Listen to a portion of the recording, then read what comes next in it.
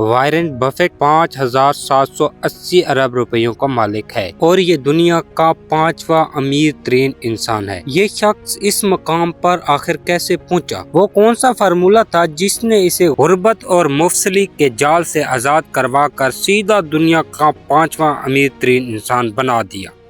اس فارمولے نے نہ صرف وارن بفیٹ کی زندگی بدلی بلکہ جس نے بھی اس فارمولے کو استعمال کیا آج اس کی زندگی بدل چکی ہے۔ اس سیکریٹ فارمولے کو دا بفیٹ فارمولا بھی کہا جاتا ہے اور اسی سیکریٹ فارمولے کے بارے میں آج ہم سب کچھ بتائیں گے، لیکن یہ فارمولا آپ کو تبھی سمجھ آئے گا جب آپ ویڈیو کو شروع سے لے کر آخر تک دیکھیں گے۔ تو آئیے شروع کرتے ہیں۔ دا زی پلس ٹی وی کی ویڈیو میں ایک بار پھر سے خوش آمدید۔ ناظرین، وارن بفیٹ ایک بزنس مین ہے۔ اس کو بزنس اور انویسٹمنٹ کے دو پیج بہت ہی کم عمر میں سمجھ آ گئے۔ جب وارن بفیٹ صرف 7 سال کے تھے تو اس کو ایک کتاب نے بہت متاثر کیا اور اس کتاب کا نام تھا 1000 ways to make $1000، یعنی $1000 کمانے کے 1000 طریقے۔ جب وارن بفیٹ 12 سال کا ہوا تو اس کے سر پر زیادہ سے زیادہ پیسے کمانے کا جنون سوار تھا۔ 12 سال کی عمر میں یہ شخص بہت سارے کام ایک ساتھ کر رہا تھا، جیسا کسی کی گاڑی دھونا، اخبار ڈلیور کرنا، یہاں تک کہ یہ شخص چنگم اور کوکو کولا کی بوتلیں تک بیچا کرتا تھا۔ صرف اتنا نہیں، یہاں تک کہ اپنے دادا کے گروسری سٹور پر بھی کام کرتا تھا۔ یہ سارے کام کرنے کے بعد جو پیسے ملتے تھے ان کو وارن بفیٹ فضول چیزوں میں خرچ کرنے کی بجائے پیسے سیو کرنے کو ترجیح دیتا تھا۔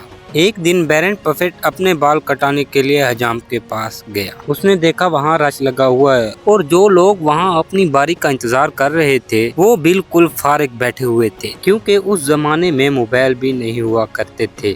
لہذا وارن بفیٹ نے سوچا کیوں نہ اس حجام کی دکان پر تفریح کے لیے کوئی گیم رکھی جائے تاکہ لوگوں کا ٹائم بھی گزر جائے اور اس کا فائدہ بھی ہو جائے۔ وارن بفیٹ نے $25 کی ایک استعمال شدہ پن بال خرید لی اور حجام والے سے بات کر کے وہ گیم اس کی دکان پر رکھ دی۔ کیونکہ وارن بفیٹ کا یہ پہلا بزنس تھا اس لیے وہ زیادہ ایکسائٹیڈ بھی تھا۔ حیرت انگیز طور پہ وارن بفیٹ پہلے ہی دن اس گیم سے ہونے والی آمدنی دیکھ کر حیرت زدہ ہو گیا۔ اس گیم نے وارن بفیٹ کو پہلے ہی دن $25 کا منافع دے دیا، یعنی پہلے ہی دن وارن کو اس مشین پہ لگائے ہوئے پیسے واپس مل گئے۔ یہ اس کے لیے ایک بہت بڑی کامیابی تھی۔ کچھ مہینے وارن بفیٹ نے اس ایک ہی باربر شاپ پر کمایا اور پھر سوچا کیوں نہ پورے شہر میں باربر شاپ پر یہ پن بال گیم رکھ دی جائے۔ جو بزنس اس نے $25 سے شروع کیا تھا اب وہی بزنس اس نے $1500 میں بیچ دیا۔ اس زمانے میں $1500 ایک بہت بڑی رقم ہوا کرتی تھی۔ وارن بفیٹ کو اسٹاک خریدنے میں بہت دلچسپی تھی، لہٰذا 12 سال کی عمر میں اس نے جو بھی کمایا تھا اسٹاک میں انویسٹ کر دیا۔ 14 سال کی عمر میں جو طالب علم آج کل اپنی پڑھائی پوری کر رہا ہوتا ہے اس عمر میں وارن بفیٹ نے ایک زمین بھی خرید لی تھی۔ اب وارن بفیٹ کو بزنس اور انویسٹمنٹ سے اتنی محبت ہو چکی تھی کہ اس نے کالج چھوڑنے کا بھی ارادہ کر لیا، لیکن اس کے والد نہ مانے اور وارن بفیٹ کو اپنا کالج جاری رکھنا پڑا۔